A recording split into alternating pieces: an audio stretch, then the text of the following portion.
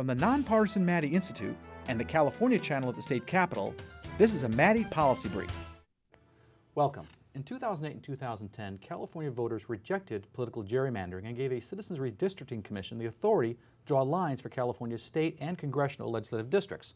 Our guest is a member of the Citizens Redistricting Commission, Commissioner Stanley Forbes. Welcome to the Maddy Report. Thanks, I appreciate the chance to be here. Okay, so redistricting sounds a little dry to a lot of folks. Why should we care? Well, first of all, I would argue that it's really not dry, but in fact, I think we should care a lot, because if you think your vote matters, or you want your vote to matter, then how the lines are drawn, how things are set up, will affect the effectiveness of your vote. If the areas, the lines are gerrymandered, your vote can mean nothing.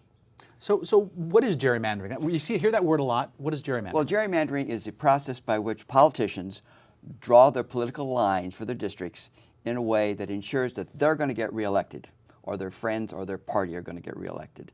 And the lines pay no attention to what the public wants, where the public is. It just goes out and grabs voters that will help them achieve the purpose of getting the incumbent reelected. So basically it's the legislators who select the voters and not the voters who select the legislators. That's our line. That's your line, okay. I have heard that line before. I mean, exactly, and it's a line that we came up early in the process. I mean, we don't want the politicians to select their voters, we want the voters to select their politicians. Yeah, so the Commission's done a lot of work. I was wondering if you could walk us through the Commission's redistricting process.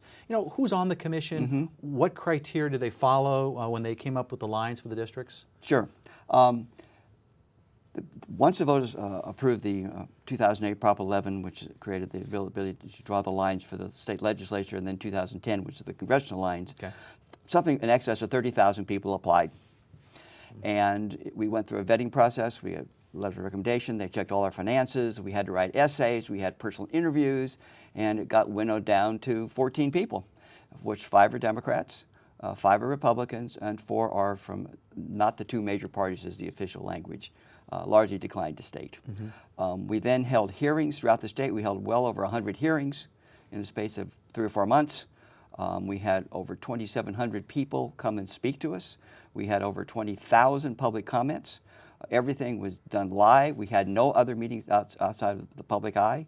Everything was transcribed. It was completely transparent. And then we got together for a month here in Sacramento at McGeorge Law School and spent a month drawing lines. And the public had input, and it was a complicated process. It was and it was intense. And it took up, when you were doing that for that month, was that a lot of time? Every day? Well, let me give you an example. For the 8 months from January 1st until August 15th, which is when the maps are certified by the Secretary of State, I took 1 day off, and I was not atypical. I mean, it was an everyday deal all the time. I don't remember when we first talked about this a few years ago, you were saying you were excited about the process. I was wondering, after you'd gone through that process, it was so intense, if you still felt the same way. Oh, absolutely, and I think we all did. I mean, there was a real band of brothers feeling for the whole commission about the process. What was some of the criteria that you used when you came up with the decision to draw the lines? Well, the state, the Prop 11 set the criteria. We had to have, we had to be 1 person, 1 vote. We had to have them contiguous. The critical one really, we had to comply with the Civil Rights Act, Voting Rights Act. The one that we got most public testimony about, though, was communities of interest, which was a very interesting process. Yeah, that's an interesting term, communities of interest. What does that mean? And there was a lot of discussion about what that meant, and then should there have been consistent standards, because it was pretty much of a whatever we wanted it to be. And I think it's good not to have a specific definition. I think we felt this as a commission, because the state is so diverse. We needed the people to tell us what their community of interest was, because the community of interest up in Modoc County is not the same as in inner city Los Angeles. And we drew a draft map, and we made basically some mistakes. So we misunderstood what the community of interest was. When you say you made mistakes, what mistakes did you make? Well, for example, there's the warehousing for the Napa Valley wines are off a place called American Road off I-80. We had excluded that from the same district as the wineries. And they said, no, because the warehousing for the wines was such an integral part of the wine industry, they were community of interest, and they should be put together. So we redrew the lines. That's just a good example. Yeah, that's a good example. And we would never pick that up on our own. So what about political parties or the political party of the incumbent or the political orientation of a particular area, was that a consideration? No, by law, we were not allowed to consider where incumbents lived or the registration in the district. It was to be a non-political process to the extent we could make it that way. And to the extent we couldn't talk to the legislature and they couldn't talk to us. I had a friend of mine, Lois Welk, who's a state senator, and I served on the city council with her in Davis. I mean, we laughed. It's like, can we say hello to each other? I mean, it was a bright line. It was a bright line, a very bright line. Okay.